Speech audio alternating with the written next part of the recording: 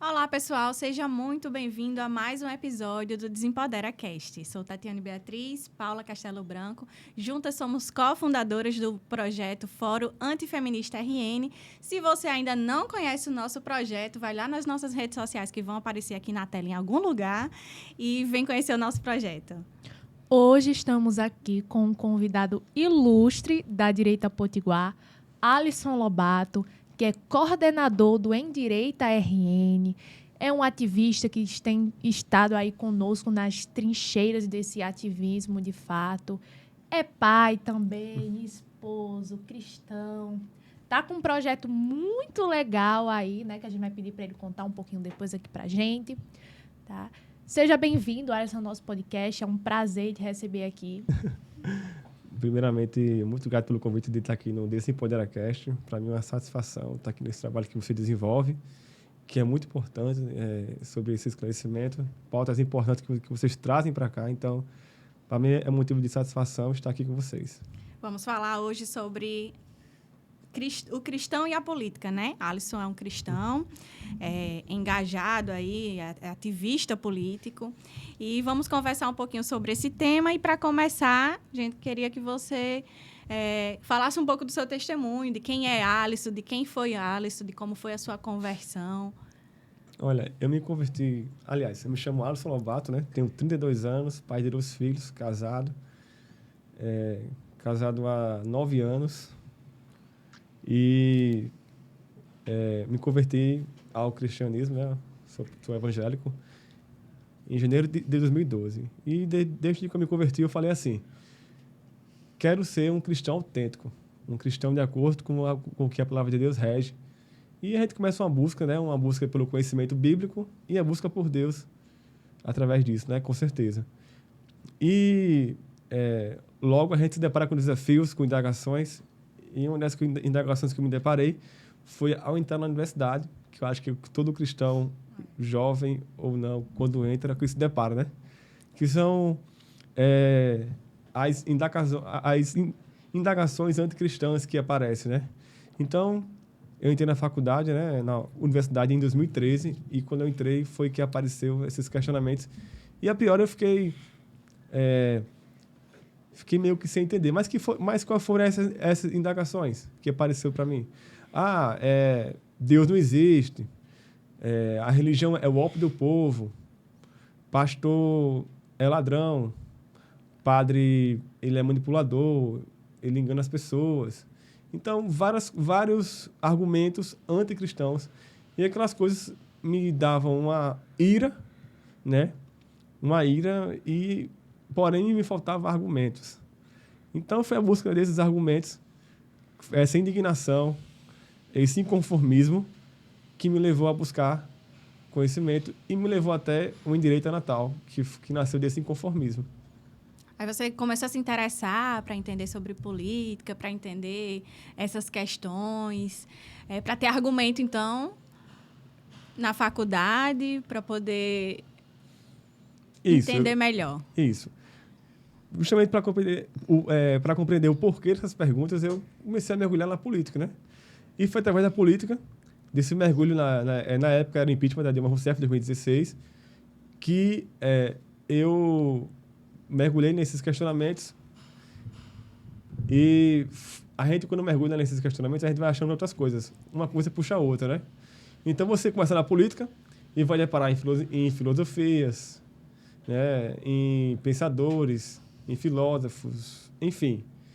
E você vai ver que o problema é muito mais fundo, né? As coisas são muito mais profundas do que você imagina. E que alguns questionamentos, algumas palavras jogadas ao vento, que aparentemente é simples, tem uma profundidade e as consequências que você nem imagina.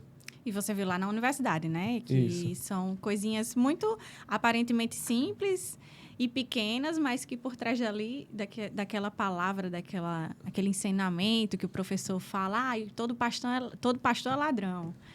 E aí, para você, isso te atinge de uma forma negativa, mas para aquela pessoa que nunca teve um convívio na igreja, ela vai acreditar naquela narrativa.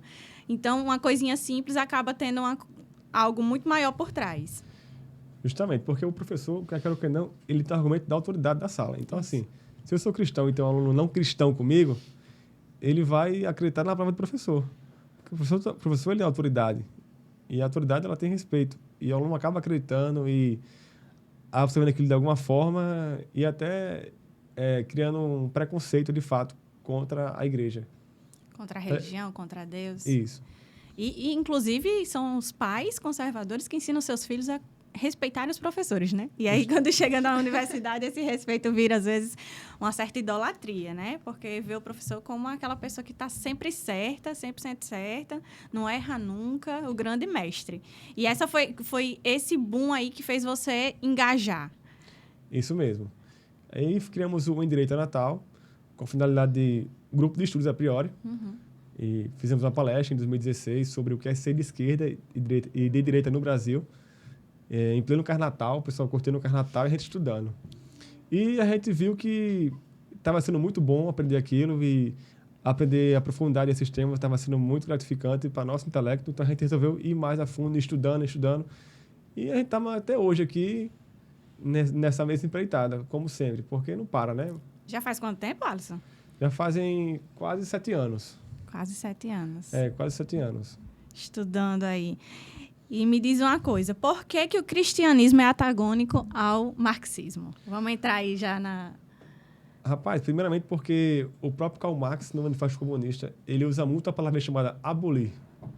Abolir quer dizer destruir, extinguir, deixar extinto. Ele fala em abolir a família, abolir a religião, abolir a propriedade privada. Então, religião, família e propriedade privada são coisas que o cristianismo preza, né? Quando ele fala religião, está falando de Deus, o Karl Marx. Então, família é uma instituição criada por Deus. E ele quer abolir algo criado por Deus. Ele quer abolir o próprio Deus quando ele fala abolir religião. Porque, para ele, a religião é uma droga usada para controlar a sociedade. É o ópio do povo, é uma droga. E ele fala em abolir a propriedade privada, por exemplo, que a propriedade privada, Jesus ele fala da propriedade privada algo singular do ser humano, que você pode ter ela, que você usa o seu tempo para cuidar. Então, assim, não é algo anticristão. Então, ele quer abolir a propriedade privada e abolir a família e abolir a religião. Então, não tem como... Não tem como. Não tem como. Porque tem muita gente que diz, eu sou cristão, mas eu sou de esquerda. E, assim, a matriz cristã, a matriz fundamental marxista é ateia, né? Para ser marxista, você tem que ser ateu.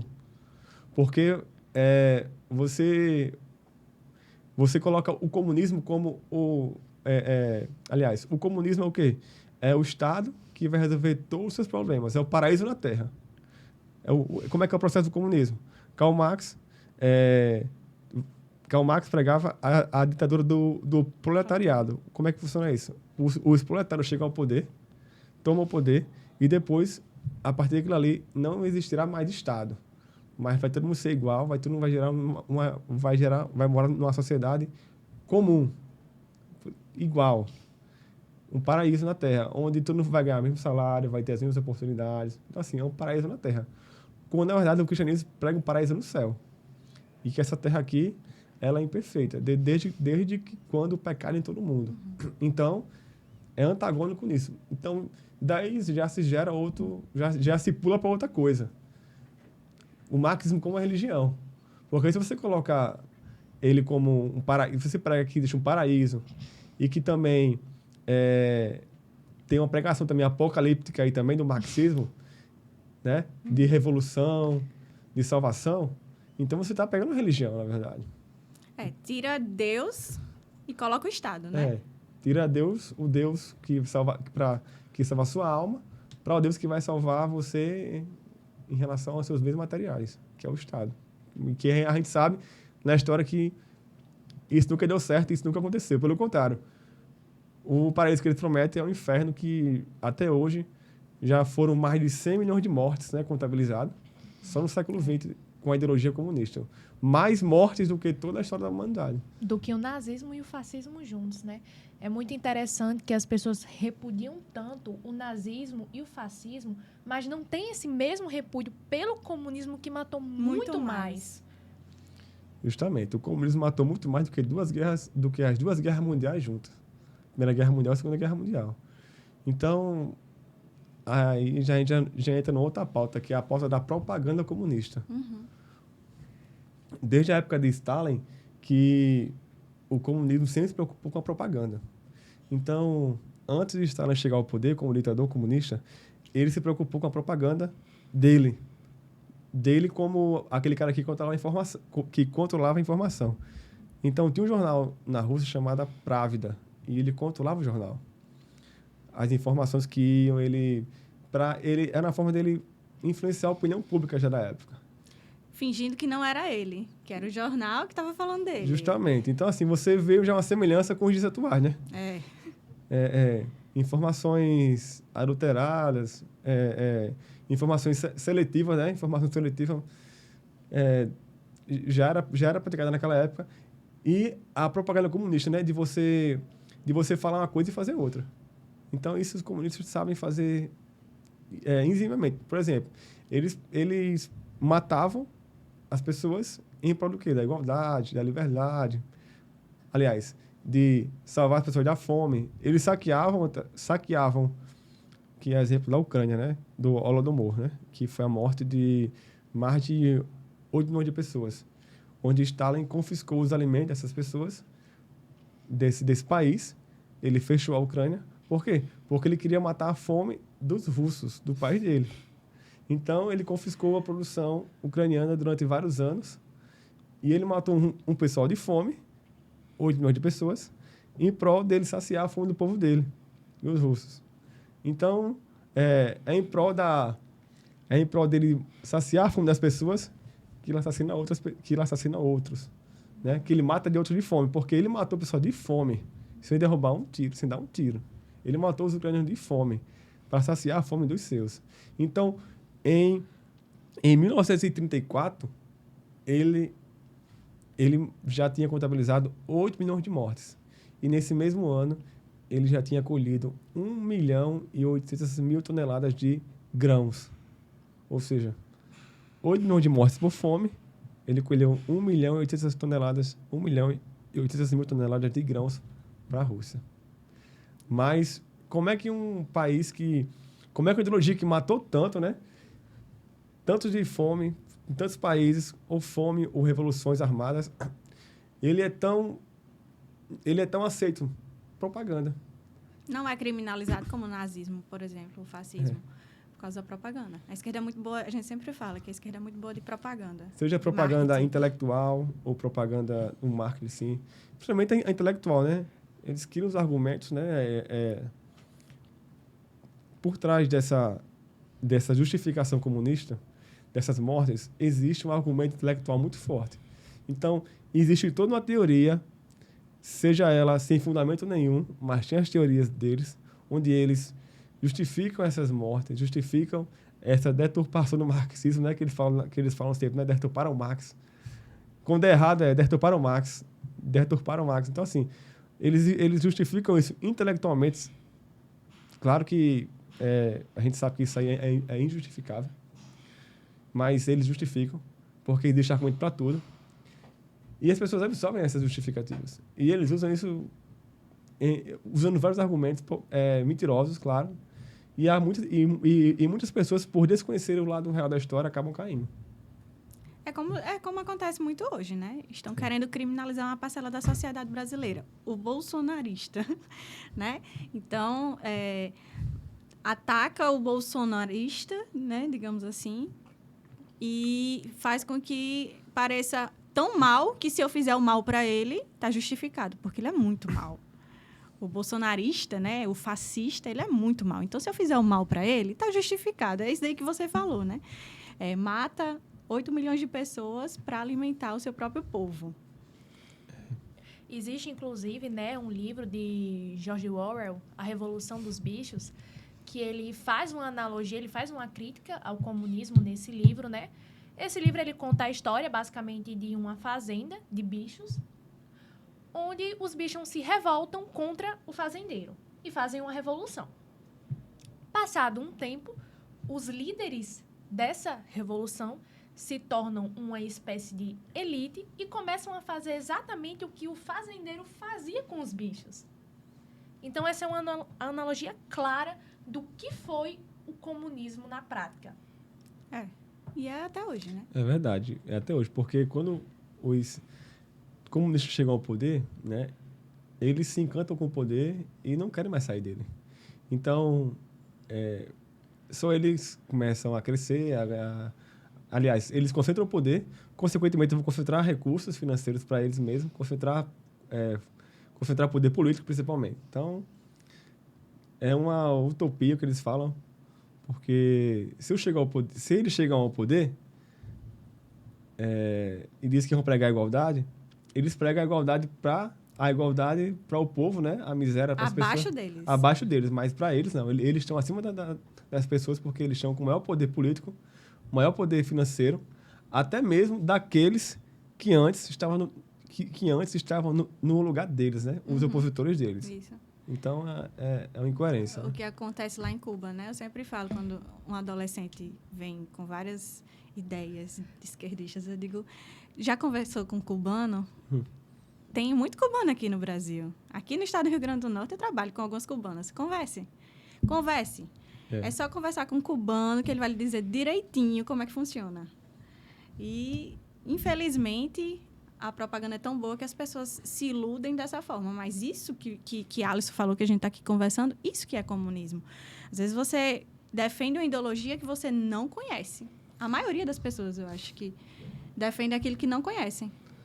Verdade. Geralmente elas vão pelo oba-oba dos amigos da faculdade. Elas vão na onda, né? Sem saber o que de fato estão defendendo. Tem muita emoção, né? Demais. Muita emoção. Diferente dos conservadores, nós somos mais céticos em relação às revoluções, às mudanças. Justamente. A gente é mais racional, né? Como diz Scruton, nós somos chatos. Nós conservadores somos chatos, mas estamos certos. E eles são muito emotivos, né? Estão ali pela emoção da revolução, da mudança. Justamente. Inclusive, né, voltando a essa questão de Karl Marx, eu lembrei de um ponto aqui sobre a biografia dele, que Karl Marx ele frequentou primeiro a Universidade de Bonn e depois ele frequentou a Universidade de Berlim para estudar Direito. E, rapidamente, Marx se converteu ao ateísmo já na universidade. Ele mudou para um curso de filosofia, depois se juntou com um grupo de jovens, do quais ele rapidamente se tornou um líder e secretário, né? E existem alguns poemas, inclusive, de Marx, quando ele era jovem, que a maioria dos historiadores não gostam de debater, que já mostravam o repúdio de Marx ao cristianismo. Ele faz várias apologias ao diabo nesses poemas, de revolta contra Deus. Mas é interessante que todos esses pontos da biografia de Marx não são citados na maioria das vezes. É desconhecido pela maioria das pessoas, até mesmo por aqueles especialistas, professores, etc., que dizem ser especialistas no assunto, né? Que dizem conhecer Marx. Porque a propaganda, ela lida só com a parte base, a parte bonita, né? É como o feminismo, a gente costuma dizer. Tem um marketing muito bom, né? Vamos lutar pela igualdade, por salários iguais, pelo direito da mulher de votar, de não sei o quê, como se elas tivessem conquistado esses direitos. Mas, enfim, usam muito esse lado, né? E esconde o lado oculto que tem, o que tem por trás, a real intenção do movimento. Isso que a Paula falou sobre os poemas de Marx, existe até um livro que foi escrito chamado Marx e Satã, de um pastor chamado Richard Wurmbrand, que foi um pastor perseguido pelo regime soviético, regime de Stalin, na Romênia, onde ele passou 14 anos preso, torturado. E também se gerou um filme chamado Torturados por Amor a Cristo e um livro chamado Torturado por Amor a Cristo. Eu tenho esse livro. Esse livro é maravilhoso. Então, eu estou lendo esse livro e ele é muito forte. Eu sempre digo que todo mundo deveria ler, mas ele é tão forte que ele não está mais no comércio, né? Não dá mais para comprar ele. Todo livro anticomunista geralmente é difícil achar. Quando é um livro bom, ele geralmente quando ele está no comércio, ele é bem caro, por sinal. Parece que é um negócio proposital. Mas, assim, esse livro aí E essa história desse pastor, essa biografia, ele passou 14 anos sendo torturado sem negar a fé. Porque ele tinha que professar a fé pelo comunismo, professar a fé comunista em prol do Stalin. E ele não professou, ele foi preso, torturado. E aguentou até ser liberto. E ele resolveu criar uma associação para ele divulgar isso no mundo. E está aí até hoje. A gente está aqui falando dele. E, assim, é importante a gente falar, isso já entra no ponto. O comunismo, a gente está vendo aqui, né, debate no político, né, sobre a PL 2630, né, das fake news, que é o cerceamento da liberdade de expressão, né? Isso. Da nossa liberdade. E o comunismo, ele é anti-liberdade. Porque o comunismo é o quê? É a busca pelo poder. A busca pelo poder a qualquer custo. E a gente, cristão, a gente busca o quê? A verdade. Então, é uma briga daqueles que buscam o poder e aqueles que buscam a verdade. E aqueles que buscam o poder, se for necessário tirar a sua liberdade, ele vai tirar a sua liberdade. Porque para o comunista, para a pessoa que tem um pensamento totalitário, que quer chegar ao poder, tudo é relativo. A verdade é relativa. E isso já entra naquela pauta que você falou inicialmente, aquela pergunta. O cristianismo, sobre o cristão e se o cristianismo Porque é antagônico ao ao marxismo. Pronto. Para o marxista, a verdade é relativa. Para o cristão, não. A verdade é uma só. Porque para o marxista, a verdade é aquilo que favorece a causa. Por exemplo, na Rússia, é proibido o casamento homossexual e o feminismo. Mas no Ocidente, não. Entendeu? Porque lá favorece a causa ser contra. Aqui favorece a causa ser a favor. Então, não existe verdade. O que existe é aquilo que favorece a causa comunista e aquilo que não favorece. E essa é a verdade marxista. Então, o marxista, ele é anti-liberdade. Por quê? Porque a liberdade, ela retira o poder dele. Quanto mais liberdade, menos poder tem o Estado. Isso. Quanto mais liberdade o povo tem, liberdade individual, menos o poder o Estado vai ter de agir na vida do ser humano, de agir na vida do seu povo. Porque os conservadores, os cristãos, a palavra de Deus, preza pela liberdade individual. E o comunismo preza pelo coletivismo, né? O que é o coletivismo? É eu pegar a sua propriedade e administrar ela, porque eu vou administrar ela melhor do que você. Então, eu sou inteligente, sábio, você não sabe de nada. Isso é o que o comunismo pensa, né? Então, você que lutou por ela, você que cuidou dessa propriedade, que fez ela crescer, você não sabe. Mas o Estado que tomou de você a força, ele é que sabe. Então, assim. Então, ele é o comunismo anti-liberdade e é isso. Para ele chegar ao poder, para ele se perpetuar no poder, tem que tirar a liberdade das pessoas. Tem que cessear liberdade de expressão, de pensamento, liberdade civil. Não tem outro caminho. Então, quem é comunista, a pessoa que é anti-liberdade.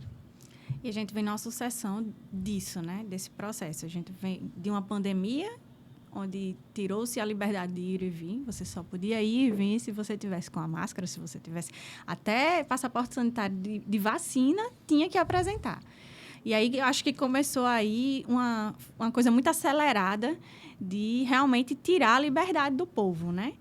O Estado tirar cada vez mais a liberdade do povo. E aí a gente vai agora lidar com a PL 2630, que você acabou de falar, que as pessoas não têm... Vamos falar um pouquinho dessa PL? As pessoas não têm real noção do que essa PL significa. É verdade. O que essa PL traz de risco para a gente? Cristão, Alisson, por exemplo. Ela dá poder ao Estado, né? Ao governo que está no poder, a decidir aquilo que é verdade e aquilo que é mentira.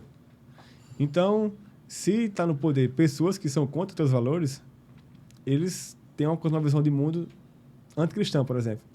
Então, para eles, a verdade deles são verdades anticristãs. E para nós, são verdades cristãs. Então, se você defende e propaga verdades cristãs e os que estão no poder, com essa PL aprovada, propagam, são em prol de verdades anticristãs, então eles vão ter todo o direito legal de cessear o que você está falando. E não é só o que você está falando, é que você está pregando. Exemplo, escola cristã.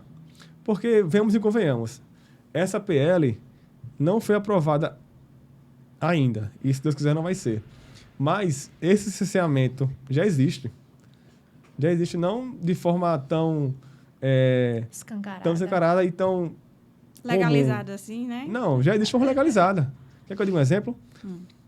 O Ministério Público Federal, recentemente, ele notificou uma escola cristã porque os pais orientou os filhos a orientou os filhos em relação aos perigos da ideologia de gênero, né? E esse mesmo Ministério Público Federal disse que sacrifício indígena, aliás, ritual de magia negra indígena é a questão cultural deles. Cultural. Isso aí não é uma perseguição? Então, Legaliza o assassinato, mas... Ou seja, você ser contra a ideologia de gênero é um crime quase, mas você pode ser a favor de ritual de magia negra indígena. Não tem problema. Então, isso já existe em alguns locais, em alguns setores, mas e essa PL ela vem para legalizar, para dar legalidade a atitude, às ações daqueles que desejam perseguir os cristãos. É para isso que essa PL vem. Ela vem dar arcabouço legal para aqueles que desejam perseguir os cristãos. Então, é isso só que você espera. De uma forma simples, né? Eu estava pensando a respeito do PL. Com essa restrição, a gente não vai poder falar tanto pautas... digamos assim, a gente não vai poder confrontar pautas progressistas. Nós, no fórum, por exemplo, nós temos um combate incisivo a ideias feministas. Só que o feminismo hoje é visto, né, é uma pauta progressista, é uma coisa progressista que é visto como o direito da mulher. Então, se eu falo sobre submissão, é claro que eu vou dar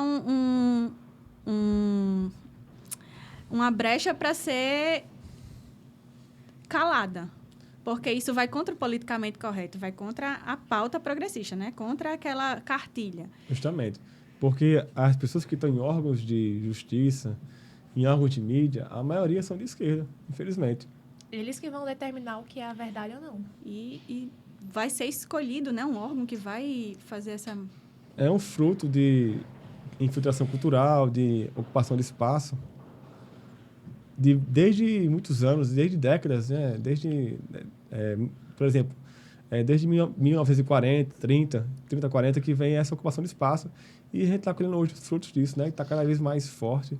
E eu costumo dizer que a gente vive uma guerra assimétrica, onde os cristãos, por exemplo, a gente só tem 2 horas por semana, que é uma escola bíblica dominical, onde tem um estudo mais elaborado sobre questões teológicas e coisas relacionadas.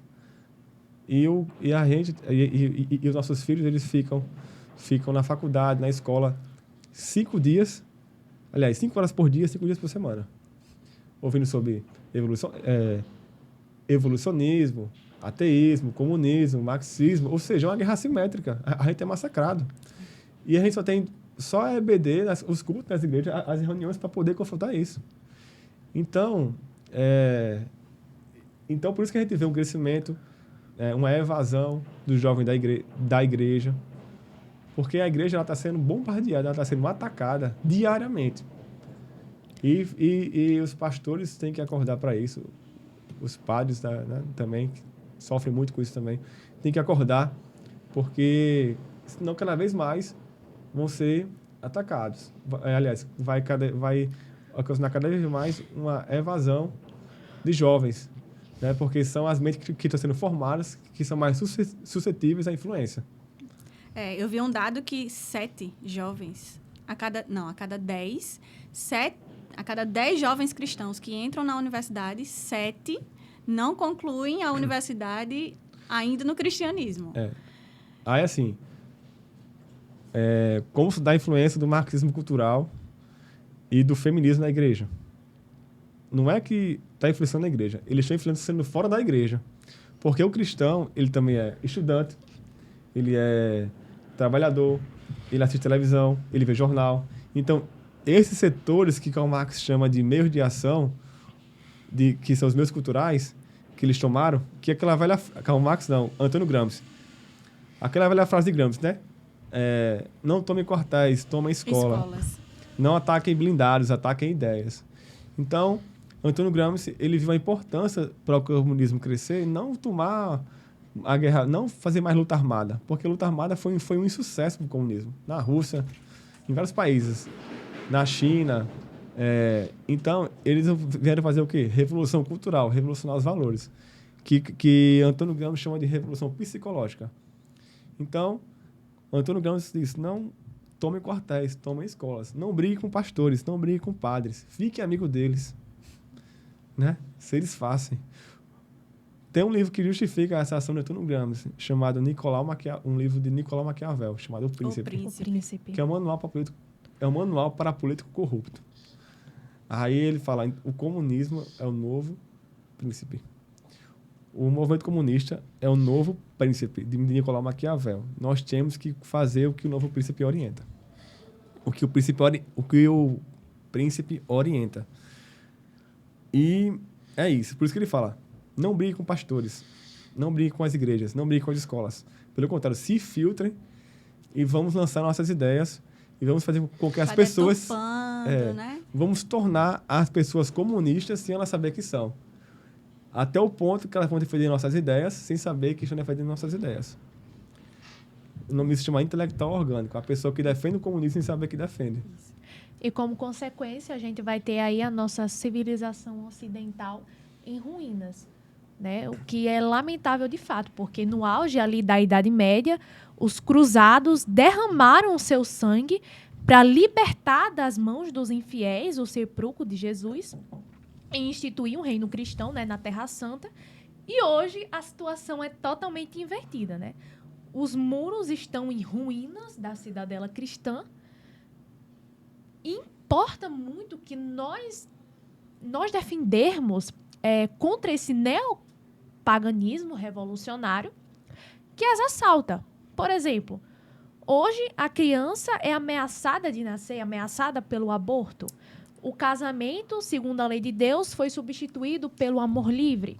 A propriedade privada, que os preceitos divinos amparam, foi golpeada pelo socialismo. A cultura católica, que foi o arcabouço da nossa civilização ocidental, está sendo atropelada pela Revolução Cultural. Ou seja, em síntese, os restos da civilização cristã estão hostilizados, proscritos e demolidos. Você falou sobre o muçulmano, né? O islamismo aí. É interessante. O islamismo, historicamente, ele sempre perseguiu os cristãos, né? E na Europa, principalmente. E eles varriam cidades com seus exércitos bem treinados, militarizados. Até que eles chegaram no canto da Europa, onde eles pararam por conta de um exército cristão bem treinado. E houve depois desse exército cristão bem treinado, houve uma contra-revolução, né? Uma contrapartida contra esses mesmos muçulmanos. Então, os muçulmanos ocuparam a Europa um tempo e depois houve uma reocupação cristã, que foi justamente os cruzados. Esse movimento que foi criado, né, para a reocupação da Europa. E hoje, esses mesmos muçulmanos mudaram a tática deles. Acredito nisso.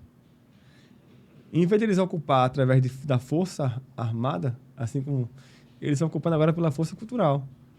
Então, ideias antes natalinas, onde pega no Ocidente, não tenham filhos é um fardo, filho é gastos, filho dá trabalho. E, em contrapartida, os muçulmanos que estão vindo para a Europa, cada um tem 5 filhos, 4. Então, assim, enquanto os europeus ocidentais não querem ter filhos, os muçulmanos estão tendo cada um 4, 3 filhos. O que vai acontecer, consequentemente? Vai nascer um novo povo muçulmano na Europa. Isso. Por quê? Porque vai se extinguir os europeus, porque os muçulmanos, ou então vai diminuir muito, né, vai reduzir muito, porque não querem ter filhos, os muçulmanos querem ter filho, porque para o muçulmano, filho é um valor precioso, ter filho. enquanto que foi colocado para o cristianismo também. Mas foi incutido que filho é um fardo, e que filho é gasto, e que filho dá trabalho. Então, assim, se você acha que filho é gasto, que filho dá trabalho, é porque você já... Para o homem, estou falando isso, principalmente. É que você já mostrou a sua fraqueza enquanto homem. Enquanto provedor da casa, enquanto sacerdote, enquanto protetor da sua família. Você está demonstrando a sua fraqueza moral. Eu não tenho condições de ter filho agora, não. Se você é um casal, se vocês são casados e você não quer ter filhos, porque filho é gasto e dá trabalho, vocês estão mostrando que vocês estão com uma fraqueza moral absurda. E o homem, principalmente, uma fraqueza moral de força e uma fraqueza interior. E você não... E está mostrando que seu cristianismo também está paupérrimo. Então, Que é também, eu acho que uma consequência do que vem sendo pregado, né? Pelo próprio feminismo. Não tem como não falar do feminismo. justamente. É incrível. Então, a gente vê que existe um ataque de dois lados. Isso. O ataque pelas ideias, onde pegam as ideias antinatalinas, anticristãs, onde muitos seguem, e o ataque pelas vias de ocupação de espaço mesmo, onde você não quer ter filhos, então a gente quer ter filhos. E os nossos filhos vão futuramente ocupar lugar de destaque na sociedade europeia. E leis vão ser mudadas futuramente. O que vai prevalecer aqui vai ser as leis muçulmanas, não as leis cristãs. Então, os muçulmanos perceberam que é mais vantajoso essa guerra de longo prazo do que uma luta armada, vamos assim dizer. E aí, fragilizando também, né? Voltando à questão que você falou do homem que não quer ter filho porque é gasto. O feminismo vem trabalhando aí fortemente com isso, né? De fragilizar o papel do homem, de fragilizar o papel da mulher, de inverter a polaridade, né? Dos papéis, de colocar realmente essa ideia de que filho é gasto, de que filho é gasto, de que filho é um peso, porque o foco da esquerda como um todo, e aí o movimento feminista faz isso muito bem, é atacar a família tradicional, né? A formação da família. Justamente. Isso aí é uma base marxista filosófica, onde nasceu na escola de Frankfurt, porque quando o comunismo soviético ele não deu certo, ele caiu, o Muro de Berlim ele foi o símbolo da queda do comunismo, enquanto regime. Mas só caiu o comunismo de Berlim, do Muro de Berlim, né, que foi o símbolo da queda do comunismo, o Muro de Berlim caiu, porque outro muro já tinha se erguido, o muro do marxismo cultural. Então, caiu um muro, porque outro muro já estava erguido. Uhum. Então, e nesse muro erguido, nasceu ideias. Quais foram as ideias? A ideia de um cara chamado George Lukács, que ele disse assim, a primeira pergunta que ele fez foi o seguinte, quem os alienou? Ele fez essa pergunta sobre os proletários que na Primeira Guerra Mundial eles não pegaram em armas para defender os comunistas. Eles pegaram em armas para defender os seus interesses pessoais, os seus patrões, a sua família. Então ele perguntou. Então eles achavam que os comunistas que os proletários iam defender a causa comunista. Mas não, eles defenderam os seus interesses de família do seu trabalho. Então ele perguntou, quem os alienou? Quem enganou esse povo? Porque eles agiram dessa forma. Aí eles se reuniram, os comunistas, né? Porque Karl Marx ele teve vários filhos, né? George Lukács foi um desses filhos. E George Lukács teve uma conclusão. Foi a cultura ocidental. Foi a cultura ocidental que alienou os proletários russos. Então a gente tem que destruir a cultura ocidental. Eles são nossos inimigos a partir de agora. O capitalismo, ele é um mal da sociedade. E o cristianismo também é um câncer da sociedade. Temos que combater isso. Aí dessa ideia dele, dessas concepções dele, dessas ideias, nasceu... Eles criaram, um cara chamado Alex Well, criaram a escola de Frankfurt. Alex Well é um filho de um milionário argentino, na época, que cria a escola de Frankfurt. Olha só, todo revolucionário tem um pai capitalista. Todo jovem revolucionário tem um pai capitalista. Então, assim, porque geralmente jovem revolucionário que tem um pai capitalista é porque ele não tem o que fazer, geralmente não trabalha. A mente não vazia, a oficina do diabo. Não trabalhou ainda não passou pelo labor do trabalho, então ele tem mais tempo livre para pensar em besteira. O próprio Karl Marx, né? Ele era sustentado pela esposa e ele falava tanto de uma revolução armada nas fábricas, mas ele nunca sequer pisou em uma fábrica. Exatamente. Então, assim, gravem essa frase. Todo jovem revolucionário tem um pai capitalista bancando ele. Verdade. Vocês vão ver que geralmente isso sempre bate. Então, Alex Sowell era esse jovem revolucionário que pegou a fortuna do pai e gastou com a criação da escola de Frankfurt. Aí, na Alemanha, né? Aí veio outros filósofos como Herbert Marcuse, Erich Fromm, Horkheim, e o regime nazista começou a perseguir eles. E por onde é que eles foram? Correram para o país mais cristão e capitalista do mundo, Estados Unidos. Onde eles disseram que era um país fascista, perseguidor, câncer, eles foram para o país que era o câncer, e lá eles tiveram financiamentos, começaram a dar aulas em universidades, e lá onde eles colocaram as suas ideias em práticas. Aí, pronto. Aí você vê hoje os Estados Unidos, né, com essas ideias em declínio, a moral americana está em declínio. Esses são os resultados da escola de Frankfurt, que está lá, até hoje, instalada. E como aquelas ideias da década de 70, como aquela do movimento hippie, né? Não faça amor, ou não... faça amor, não faça guerra. Que foi uma ideia do movimento hippie, que é a ideia de Herbert Marcuse, da escola de Frankfurt. Que era o quê? Que era para impedir que as pessoas fossem para a guerra, os homens fossem para a guerra. Mas o tal do faça amor, não faça guerra era faça sexo libertino, mas não vá para a guerra. Não era o amor cristão. Era a libertinagem do movimento hippie da década de 70, que eles já pregavam, eles já usavam essas ideias e aplicando. Então, isso vem da escola de Frankfurt. Então, o ódio ao cristianismo e o ódio ao capitalismo era da escola de Frankfurt. Então, eles viram essas ideias, e assim como o Gramsci que queria ocupar os espaços, eles também entenderam isso. Ele fez, temos que ocupar os espaços, mas temos que produzir cultura, a cultura anticristã. Um exemplo, se o cristianismo prega pela vida, vamos pregar pelo aborto. Se o cristianismo prega o casamento monogâmico, bora pregar o poliamor. Se eles pregam que sexo fora do casamento é pecado, bora pregar que sexo fora do casamento é liberdade. Se eles pregam que a propriedade privada é um bem, vamos pregar que a propriedade privada gera desigualdade. Então, tudo que for antagônico ao cristianismo, vamos pregar o contrário. Porque a ideia aqui não é melhorar, a ideia é destruir. De fato, a ideia deles era destruir o cristianismo. Então, tudo que fosse cristão tem que ter algo antagônico para destruir. Porque eles pregavam que desse antagonismo geraria algo novo, algo melhor. Que nem eles sabiam o que eram, mas eles sabiam que no futuro poderiam saber. Então, assim, a gente estava sendo usado um experimento de engenharia social. Entendeu? Deles. É isso. E é interessante também, né, que você falou dessa questão que o Muro de Berlim só caiu quando o outro foi construído, né, com relação à Revolução Cultural. E a gente pode ver essa mesma analogia no Brasil, por exemplo, né? A gente teve 1964, que impediu aí uma revolução armada iminente, mas, em contrapartida, não importou para que os comunistas se infiltrassem na cultura. Então, enquanto os governos militares estavam preocupados em combater a Revolução Armada, os comunistas estavam se infiltrando nas universidades.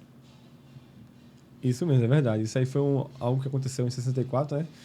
Onde os comunistas queriam fazer a revolta armada, né, no Brasil, tomar o poder pela força das armas, e foram impedidos pelos militares. Mas só que, em contrapartida, esses comunistas fugiram, se dispersaram, e também não tinha conhecimento da questão cultural de Antônio Gramsci. Vale salientar que, nessa época, Antônio Gramsci estava lançando um livro dele no Brasil. Tinha acabado de ser traduzido no Brasil, o livro de Antônio Gramsci, e os leitores, os intelectuais marxistas, já estavam pondo isso em prática. Então, eu acho que, por desconhecimento dos militares da época, eles não combateram na cultura, deixaram as universidades nas mãos dos comunistas. Então, foi o maior erro, né, da época dos militares, foi esse aí. Foi deixar a indústria cultural o maior meio de produção de mão de obra da sociedade é a universidade. Tem uma frase que o professor Aldo de Carvalho fala assim, que é a seguinte: você quer saber o que vai estar na sociedade daqui a 15 anos? Olha o que está sendo ensinado nas universidades hoje. Aí você vai saber o que vai estar daqui a 10 anos, mais ou menos, no debate cultural da sociedade. Então, assim, pegando essa frase, você vê hoje o que é ensinado nas faculdades, nas escolas, você fica assustado com o que pode acontecer daqui a um futuro breve. Então, por isso que se faz a necessidade da igreja se despertar nisso aí, se despertar nessa pauta, porque a única instituição que pode fazer frente ao marxismo cultural hoje é a igreja, seja ela católica ou seja ela evangélica. Por quê? Porque a igreja trabalha com valores transcendentais e o comunismo trabalha com valores terrenos. E assim, o maior inimigo da igreja hoje é o marxismo. O marxismo, ele quer desconverter, ele quer retirar... aliás, o marxismo, ele está tirando as pessoas da igreja. Então, eu vejo que a única instituição hoje capaz de fazer frente ao marxismo é a igreja, mas a igreja que está acordada, né? Que está despertada para isso. Se não, eu acho que as estatísticas sobre jovens que saem das igrejas só tendem a aumentar. E aí, já queria, encaminhando aqui para o fim, vamos falar um pouco sobre o trabalho que está sendo feito na ADVEC, aqui de Natal, a igreja que a Alisson faz parte, está desenvolvendo um trabalho importantíssimo de enfrentamento, né? De esclarecimento, de... Como é que é? Fala pra gente um pouco sobre o Convergentes. Justamente, o Convergentes, que é um trabalho que nasceu no coração do nosso pastor Anderson Santos, da ADVEC, com o total apoio do pastor presidente, que é o pastor Silas Malafaia.